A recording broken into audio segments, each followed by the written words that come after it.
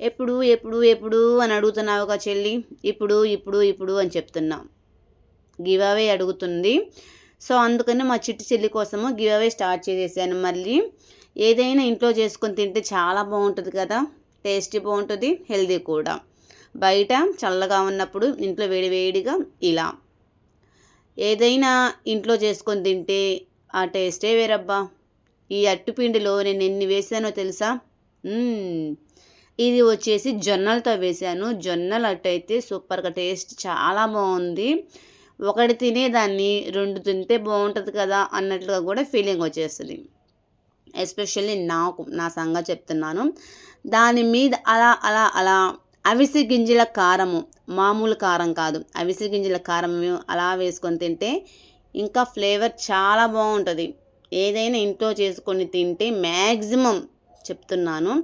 మరి తప్పదు, చాలాసార్లు చెప్పాను, తప్పదు అనుకుంటే బయట తెచ్చుకోవాలి. అది నేనైనా సరే ఎవరైనా సరే. నేను అచ్చంగా ఇంట్లో చేస్తాను, ఇంట్లోనే వండుతాను అని నేను చెప్పను. ఎందుకు అంటే బాగాలేనప్పుడు తప్పదు, తెచ్చుకోవాలి.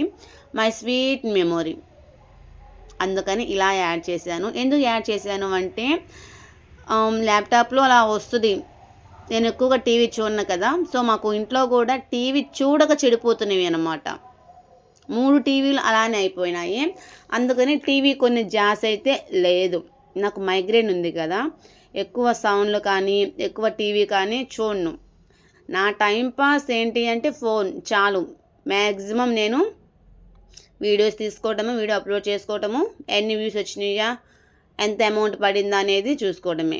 ఏంటప్పా ఎంత అమౌంట్ అంటుంది అనుకుంటున్నారా? యా అమౌంట్ పడుతుంది. సో ఉన్నది ఉన్నట్టుగా చెప్పుకోవడంలో తప్పులేదు కదా, అందుకని చెప్పేస్తున్నాను. సో ఈరోజు అయితే గివ్ అవే గిఫ్ట్ అయితే ఇది మా చిట్టి చెల్లి అడుగుతుందన్నమాట. సో తన కోసం గివ్ అవే మళ్ళీ స్టార్ట్ చేయాల్సిన పరిస్థితి. పర్లేదులేండి, వ్యూస్ వచ్చే కొద్దీ గిఫ్ట్ ఇవ్వడంలో తప్పలేదు కదా. వ్యూస్ అయితే పర్లేదు, బాగానే వస్తున్నవి, షార్ట్స్ కూడా. అందుకని మా బుజ్జిగాడు నాకు అయితే మంచిగా హెల్ప్ చేస్తున్నాడు. ఈ శారీనే వాడే సెలెక్ట్ చేశాడనమాట నా చిన్ని తండ్రి.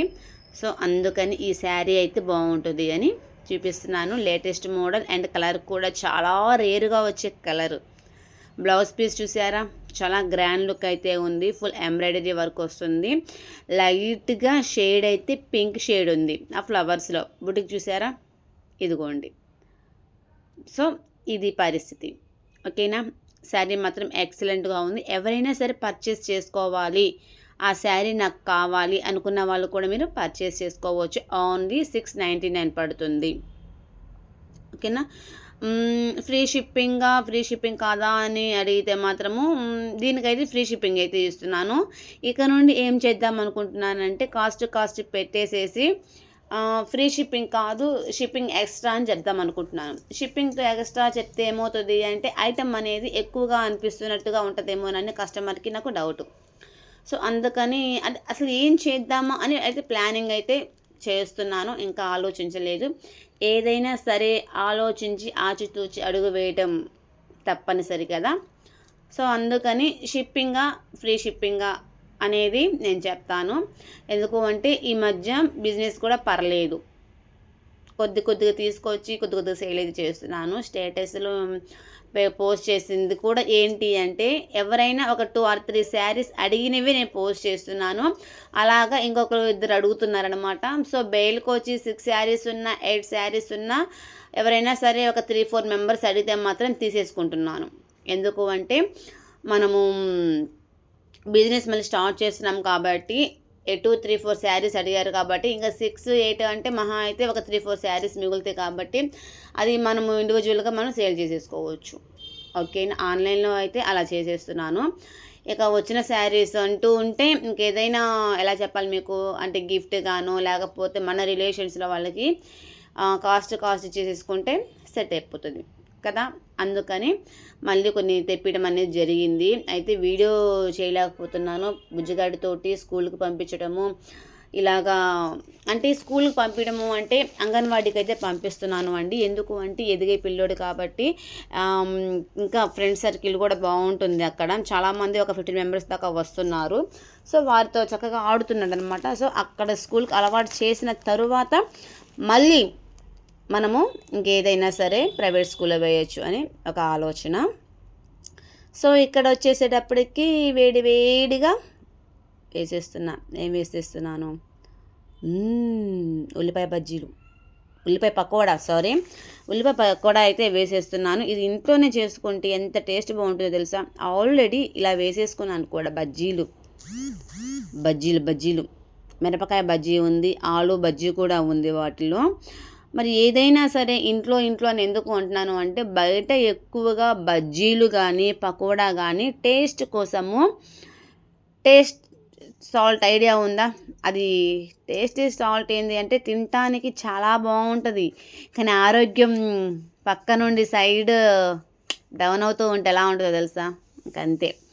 సో నిజమండి, మనం ఏందో బయట టేస్ట్ బాగుందని తింటుంటాము, కానీ ఒక్కొక్క రోజు ఏంటంటే ఆయుష్ తగ్గిపోతున్నట్టే లక్కి, అది గుర్తుపెట్టేసుకోండి. సో ఇక్కడైతే నేను దీంట్లో టేస్టీ సాల్ట్ కానీ ఇంకేమీ కూడా నేను యూజ్ అయితే చేయలేదు. ఓన్లీ శనగపిండి, ఉల్లిపాయలు, కాస్త సాల్టు, తర్వాత జీలకర్ర అండ్ వాము 2 మిక్స్ చేశాను అండి. టేస్ట్ బాగుంటుంది అని. జీలకర్ర ఆరోగ్యానికి చాలా మంచిది, వాము కూడా మంచిది, ఫ్లేవర్ కూడా చాలా బాగుంటుంది. అందుకని 2 నేను ఈక్వల్గా తీసుకొని నేను యాడ్ చేసేసుకున్నాను. సో ఒక్కొక్కసారి బజ్జీలు చూస్తే అవతారాలు మామూలుగా ఉండవు, కానీ కొద్దిగా పర్లేదులేండి. సో నేనైతే ఇలా చేసేసుకున్నాను. ఇదైతే కొద్దిగా వీటిల్లో ఆలు కూడా ఉంది. మిరపకాయ బజ్జీలు వేసేటప్పుడు ఏంటి అంటే నేను ఫుల్ మిరపకాయ వేయను, అది ఆఫ్ చేసి వేసానమాట. సో అందుకని నాకు మీకు అంత చిన్నగా చిట్టిగా కనిపిస్తున్నవి, అర్థమైందా? అయితే మిరపకాయ బజ్జీలు ఎప్పుడు మా ఇంట్లో ఎవ్రీ టైం ఉంటానే ఉంటుంది. నా ఆయనకి ఏంటంటే మిరపకాయ బజ్జీలు అంటే చాలా ఇష్టము.